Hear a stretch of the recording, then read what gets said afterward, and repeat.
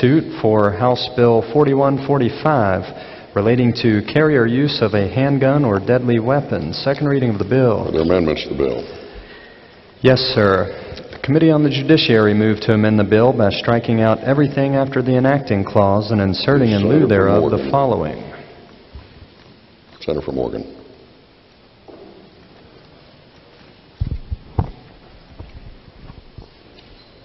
Thank you, Mr. President. I ask unanimous consent to explain the Judiciary strike and insert amendment to House Bill 4145 in lieu of having it read. Senator from Oregon requests unanimous consent to explain the amendment in lieu of having it read. Is there objection? Chair hears none, so ordered. Senator from Oregon.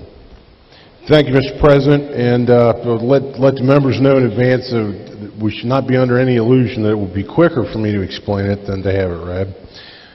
My apologies in advance. House Bill 4145 is similar but not identical to a bill that we passed last year. Some of those differences were explained in remarks on the floor by the senator from the senior senator from the 15th a few days ago. The bill repeals, and I'm going to talk about the bill and the strike and insert amendment where they're different, and hopefully I'll be able to keep it clear enough for the members to let them know what the salient differences are between the two. The bill repeals, and I'm talking about the strike and insert amendment, Chapter 20, Article 2, Section 6A, and it amends numerous sections, amends and reenacts several sections in Chapter 61, Article 7, and in that regard, there is and the strike and insert amendment creates 3 new sections. There are some differences between the Senate strike and insert amendment and the House bill in terms of the sections included in the bill. 6177 is in the Senate strike and insert, but not in the original House bill. The original House bill provides that anyone over the age of 21 can possess a firearm and carry it concealed deadly weapon without having to have a permit to do so. And the Senate Judiciary strike and insert preserves that. In fact, and I'll talk about that in a little more detail, but we expressly say it in the strike and insert, whereas the House bill did not. The bill makes several amendments to existing permit procedures. So in the bill, we're preserving a concealed carry permit, that process as it exists in our current law, both the House bill and the strike and insert judiciary amendment, but we make changes to it. The bill creates a provisional license program for people who are at least 18 years of age but less than 21 years of age. And the bill amends numerous other provisions of the Deadly Weapons Article of the Code. Okay, the provision that's repealed, the section that's repealed,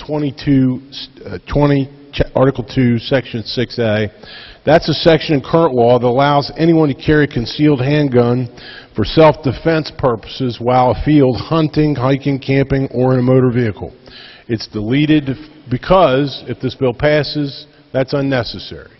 People would not be limited to those purposes or circumstances in when they can carry a concealed gun. Under Section 3, Article 7, Chapter 61, the bill makes it a misdemeanor offense for anybody who's under the age of 21 or is prohibited from possessing firearms under Section 7 who carries a concealed deadly weapon without a permit. Now, under current law, it's a misdemeanor for any person to do such an act. The strike and insert amendment adopted by the Senate Judiciary Committee ramps up penalties for that. And I'm going to come back to that later because there's going to be a technical floor amendment that addresses part of that. But they're ramped up penalties. And let me just depart from the rigid section-by-section discussion of this to say that in an effort to do 2 things, give life to the right of people to keep and bear arms, which is guaranteed in the federal and state constitution.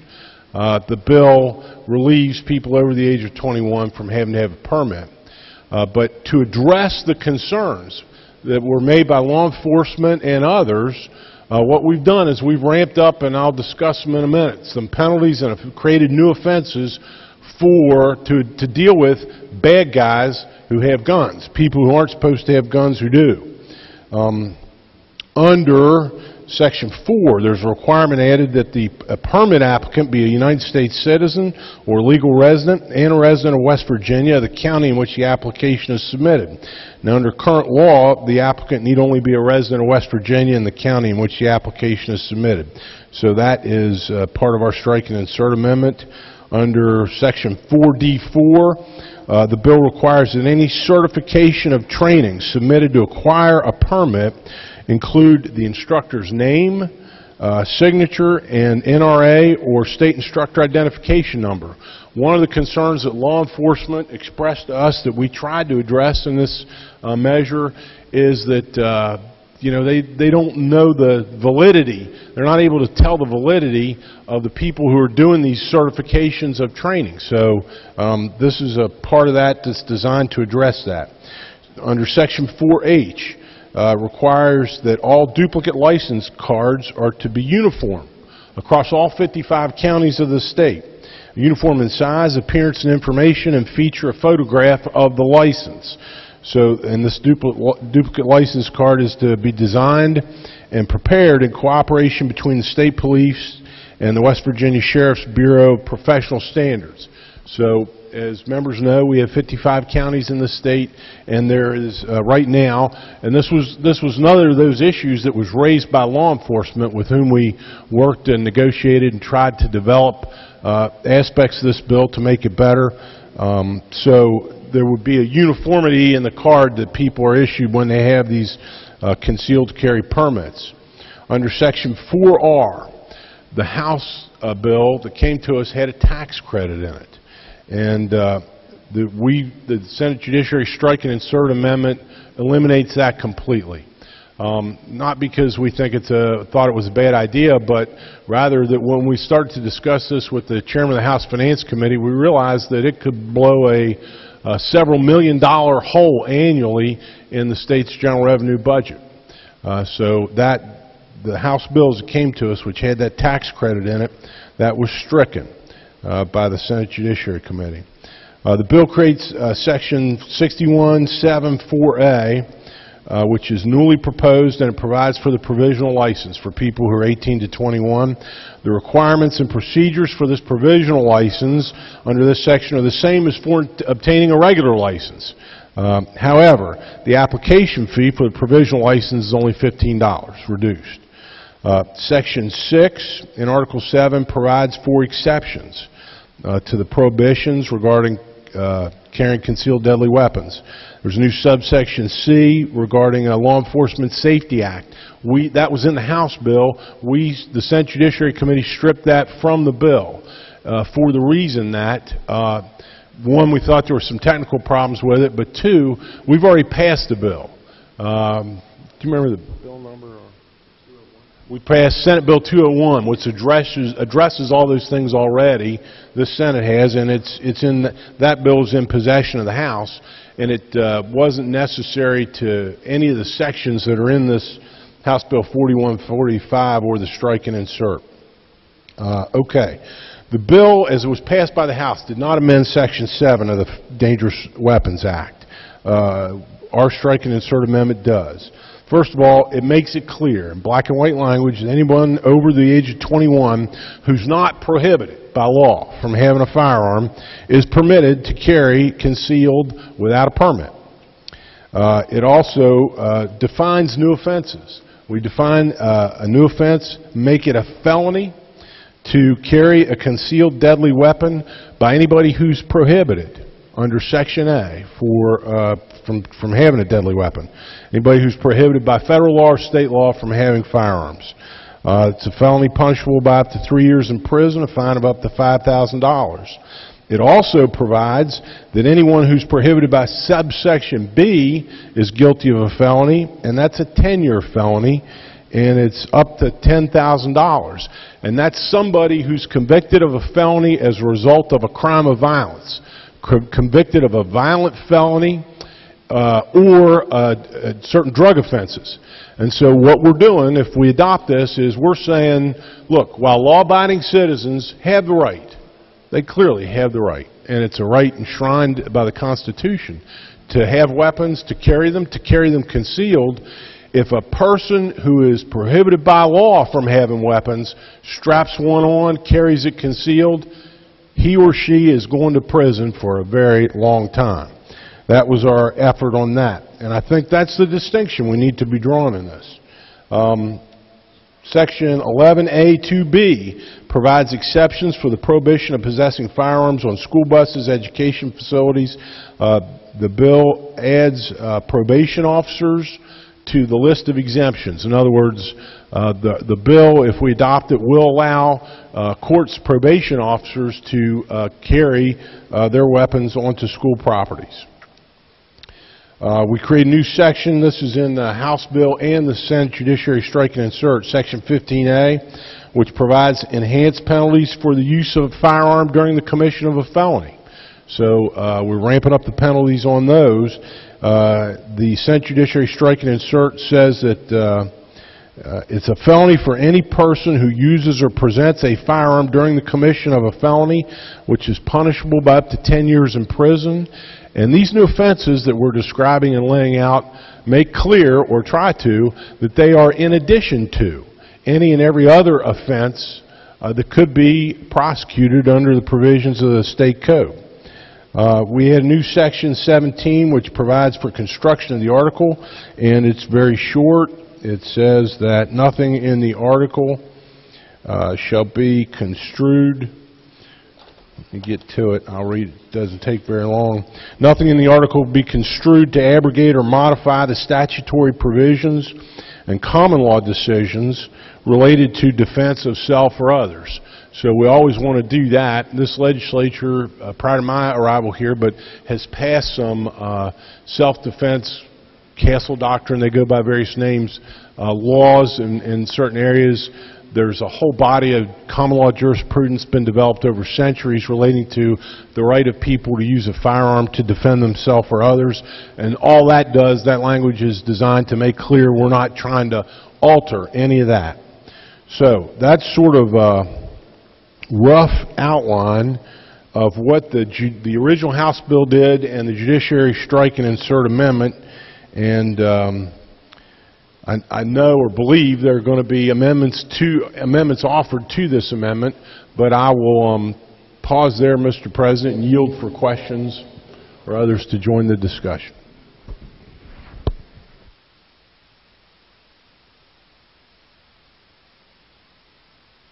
Clerk has an amendment to the amendment. Senator Stallings moved to amend the amendment on page 1, section 3. Senator from Boone. Unanimous consent to explain the amendment in lieu of having it read. Senator from Boone requests unanimous consent to explain amendments in lieu of having them read, and that all amendments be considered as one as their objection. Chair hears none, so ordered. Senator from Boone. Thank you, Mr. President.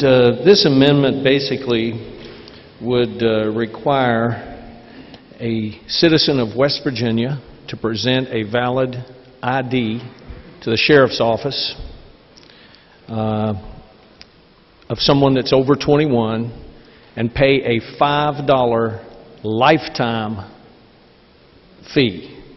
So for $5 you would have the ability, if you're a West Virginia resident over 21, to carry concealed. The idea is to limit this to West Virginians. I think there's been a lot of discussion over that, and I urge adoption of the amendment to the amendment. Is there discussion? Senator from Morgan. Would the distinguished gentleman from Boone yield? Well, Senator from Boone yields. Senator yields. Thank you. To my distinguished colleague from Boone, let me ask, because I'm not sure I understand, in your amendment, does that replace the entire permit structure now? No, sir. All it does, it would keep all that you have in your strike and insert, including the full-fledged, after you take the training and the one that you'd have reciprocity with. This just simply says that people over 21 in West Virginia that could otherwise carry a gun can carry concealed with a one-time $5 fee in showing your ID. For purposes of obtaining that permit, they still have to go through what current law provides for a permit, training and all that? Is that? No, sir. No training whatsoever, no added, it just simply shows that you're a West Virginian, and that because of the paperwork, I guess perhaps, that you would have, some type of form that says basically you're a residency exception concealed carry permit. And all you have to have is $5 and a West Virginia ID and be over 21 years old. Okay, I think I understand you, ma'am. Thank you. Senator from Upshur. Thank you, Mr. President. I would rise in opposition to the gentleman's amendment, and I'll explain a few reasons perhaps why. One, I believe that it actually, as have been many attempts, turns this proposed law on its head. We're recognizing the constitutional rights of West Virginians, and those rights exist for people from other states as well to carry a firearm. That's a right that's recognized and guaranteed by the Second Amendment to the United States Constitution. It's recognized and put into our state constitution in Article 3, Section 22. In addition, I believe that the amendment raises constitutional questions that have been addressed in committee. As our committee counsel explained to us while we were discussing this in judiciary, there are some questions that are really raised from a constitutional perspective. By doing this, we have the possibility that we're setting a double standard in terms of the law, what people from outside the state of West Virginia have to comply with and people inside the state of West Virginia have to comply with. Now, we can do this in some areas, and it's recognized that, for example, with a hunting license, we can set a differential because those are state resources, and the courts have long held that because the state owns those resources and manages those resources, that the residents of the state can pay a lower fee for a license. And the same thing is true with our 4-year and 2-year institutions, that we can have in-state tuition that's lower than out-of-state tuition and so on. But that's because there's a compelling interest that the state has in the resources that are being in one manner or another licensed for use. This is not a resource. This is simply a right. And so to try to put a fee on exercising a right when there's no compelling interest by the state in terms of being able to show that the state in one manner or another has put resources into simply exercising that right leaves the same question open as to whether we did this with or without this special license. I don't think that it resolves that question at all, and so it still, I believe, very much would be found to be unconstitutional. Some additional problems that it has, it does still essentially function as a concealed carry license, and we're trying to get rid of that. We're trying to recognize this Second Amendment right, but this would be a license that you would still be required to carry, presumably for your entire life. Even though the fee is only $5, if you lose it or you don't happen to have it, I assume that there would be some type of charge possibility, some type of a crime could be charged against you if you don't have your license on you at the particular time. So again, it defeats the purpose of this bill. It's still a license. I didn't hear in the explanation, and perhaps the senator from Boone could expound on this, but if a person who's 21 years old goes and buys this license and then they move out of state, is this lifetime license still apply even if you're a resident of Texas for 20 years? Can you come back and exercise this right because you have your little license that you paid $5 for? I don't think it answers that question. And it could be not somebody from Texas, it could be somebody from the greatly feared Detroit area. So a drug dealer could come down here, buy their $5 card, and then move back to Detroit, and they would have their little $5 card. They would still be legal to carry in the state of West Virginia, according to what I understand of this amendment. So it doesn't even solve the issue that it purports to solve, I don't believe. I believe that it creates problems for reciprocity. When we start talking about reciprocity, many states have within their code, just as we do within our code, particular provisions as laid out that they will only recognize the license, a concealed carry license, from another state if it meets particular definitions. And this could create a lot of confusion because we would have these many different layers of concealed carry. I think we would have West Virginians going to other states with their $5 card thinking that they were legal to carry anywhere in the country. After all, they have their concealed carry license. So we could find West Virginians being arrested and charged with crimes in other states because of the confusion that could be created here. But then we also have the additional possibility that the reciprocity agreements that we have with about 3/5 of the states around this country, is last number I heard, are those states going to continue to honor their reciprocity agreement whenever they see that we have a license that no longer meets the standards that they require us to meet in order to have the reciprocity agreement? So I think this amendment has constitutional questions. I think it defeats the purpose of the bill. I think it can confuse and cause West Virginians to be arrested outside the state of West Virginia for concealed carry without a license.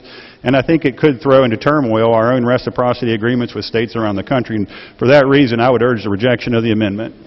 Is there further discussion? Senator from Morgan.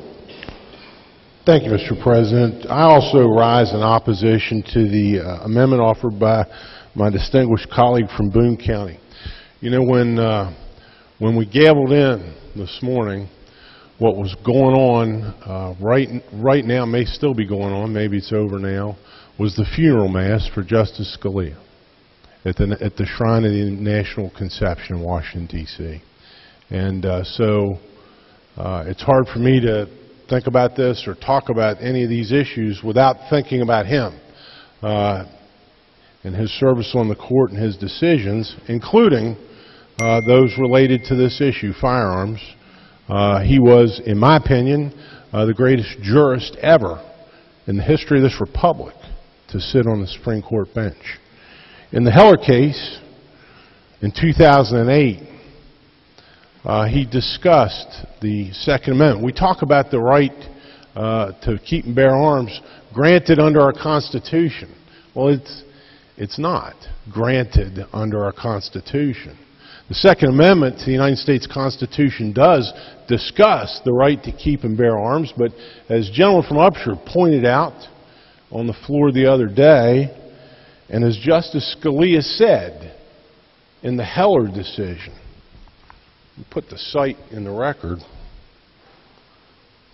478, Fed 3rd, 370, affirmed.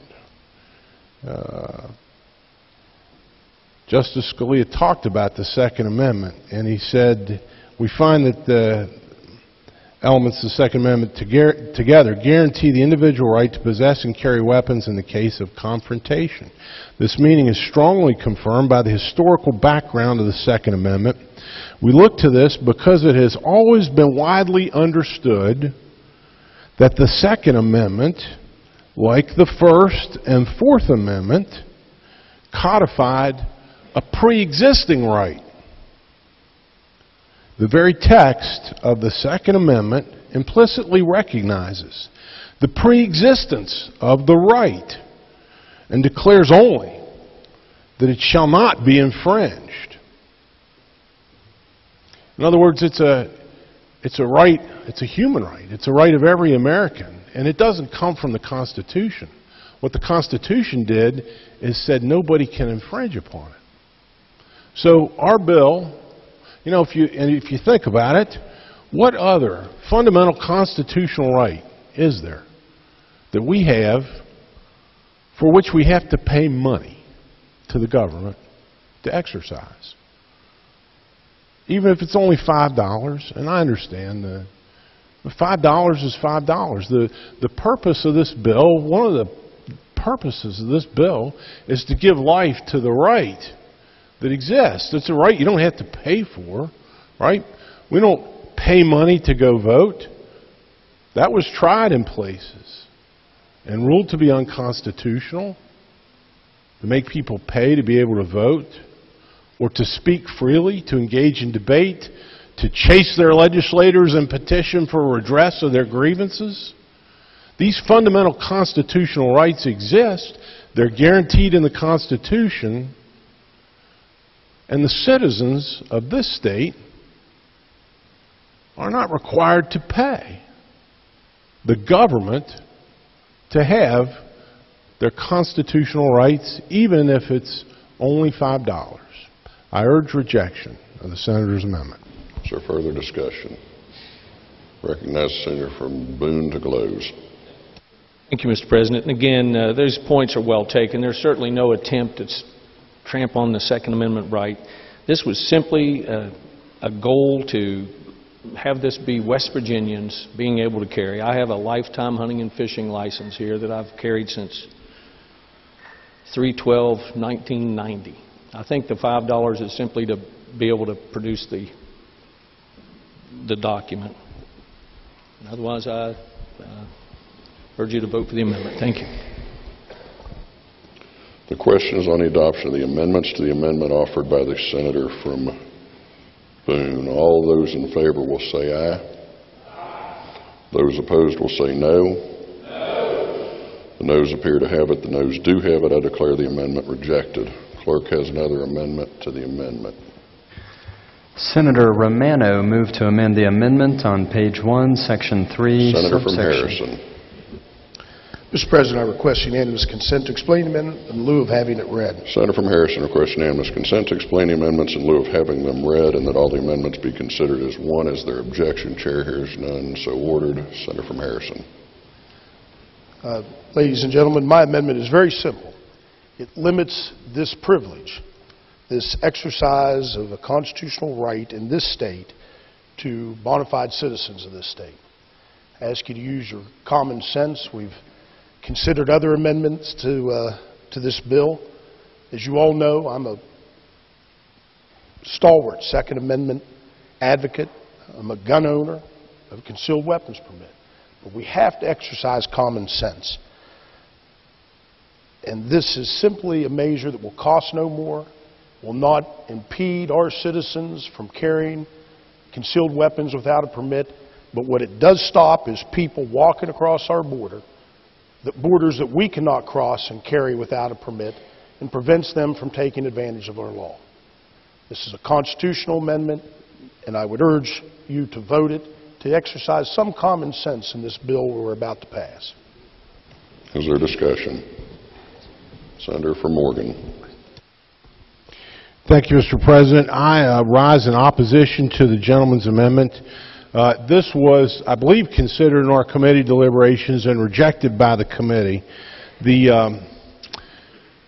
a certain inherent appeal to the sound of it, but it is problematic for a couple of reasons. One is that based on the scholarship of our staff at the Judiciary Committee and the GO Committee and others, I've come to believe that it violates the Privileges and Immunities Clause of the United States Constitution. That's found in Article 4 of our United States Constitution, and it provides that the privileges and immunities available to the citizens of each state shall be entitled to all the privileges and immunities of citizens in the several states. So if you think about it in the context of what we're talking about right now, what it would mean is that a person who lives in West Virginia may do something in West Virginia that any other person is guilty of a crime if he does it, if he or she does it. So if a member of this body has a brother who lives in Virginia, who comes to West Virginia to visit for a day, he couldn't carry if the gentleman's amendment is adopted. But if he comes one day and lays down a deposit on his lease, his apartment, then he can.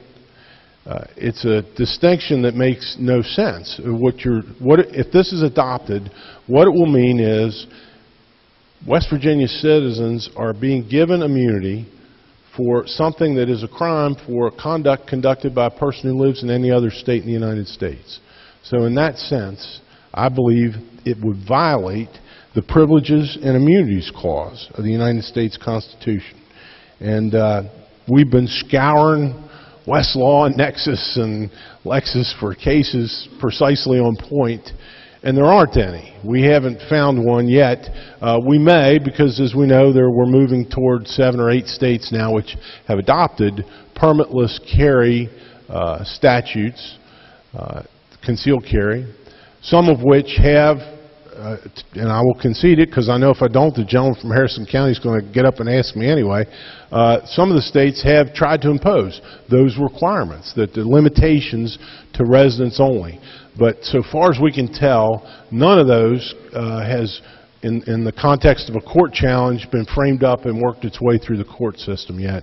So to date, we've been unable to find any case precisely on point. The privileges and immunities jurisprudence cases we've read say there has to be a compelling state interest, and that was discussed earlier briefly when in the context of how we justify having a differential in the price for like a non-resident hunting license and a residence hunting license. Non-residents cost more. Or, how it is that it's legal to charge more for an out-of-state student who attends West Virginia University than an in-state student. And the answer invariably given by the courts in those cases is that it's not a violation of the Privileges and Immunities Clause because the citizens of the state are providing their own resources, in the case of our higher education institutions, money, tax dollars that the citizens pay to support those, that justifies charging more to citizens who don't pay those, non-residents. In the context of hunting licenses, that sort of thing, they're natural resources that belong to the citizens of the state, not a right belonging to an individual, a natural resource belonging to the people of the state, and supported generally with the state's tax revenues that justifies a differential in price. Here we're talking about a fundamental constitutional right that belongs not just to the citizens of West Virginia, but to everyone. To everyone. So I urge rejection of the gentleman's amendment. Is there further discussion? Further discussion. Does the Senate recognize Senator from Harrison to close? Thank you, Mr. President. We're great hypocrites here. We pass laws that put women's lives at risk. Laws that are clearly unconstitutional in other states.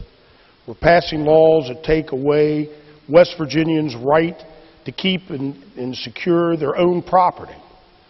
But we're worried that no other state has had a challenge or found absolutely constitutional the right to exclude out-of-staters from a permitless concealed carry. It is the law in Wyoming.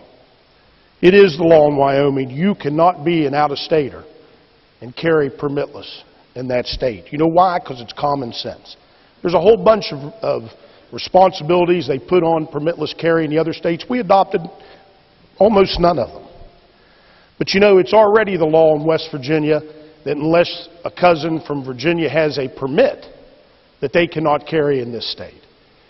We cannot carry in 20-some other states with our permit. So they've already had restrictions on all out-of-staters bearing arms. Now, with all due respect to my esteemed colleague from Oregon, who I have the greatest confidence in, the United States Supreme Court said in the case of Robertson versus Baldwin in 1897, the right of the people to keep and bear arms is not infringed by laws prohibiting the carry of concealed weapons. Justice Scalia said, the right secured by the Second Amendment is not unlimited, and that the right is not a right to keep and carry any weapons whatsoever in any manner whatsoever and for whatever purposes. That was Justice Scalia.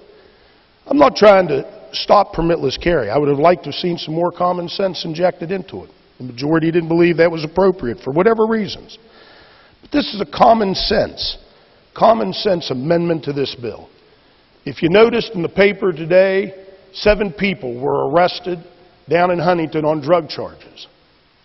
Out of those 7, 4 of them were from Columbus, Ohio. They didn't have a record.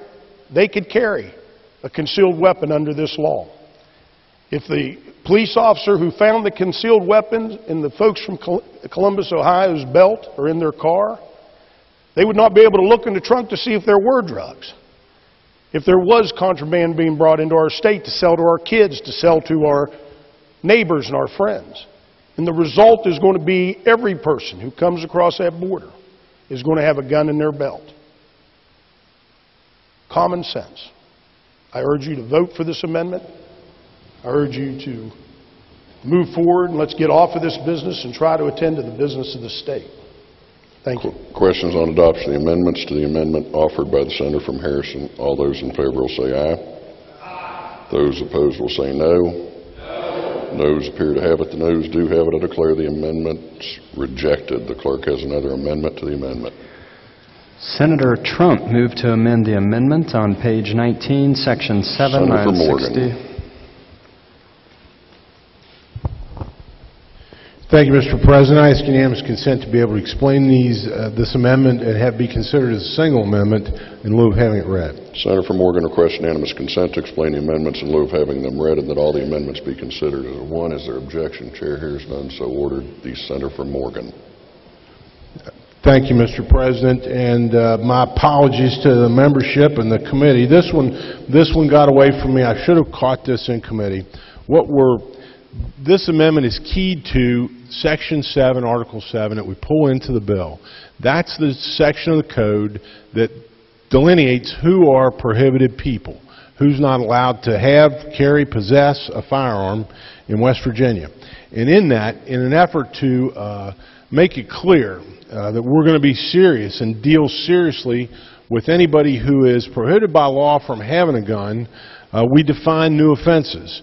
And the way it was worded as we reported it out, the Senate Judiciary Committee, I'll just read you subsection D. It says, as a separate and additional offense to the offense provided in subsection A, and in addition to any other offenses outlined in this code, etc., any person prohibited by subsection A from possessing a firearm who carries a concealed deadly weapon is guilty of a felony, etc. It's 3 years in prison.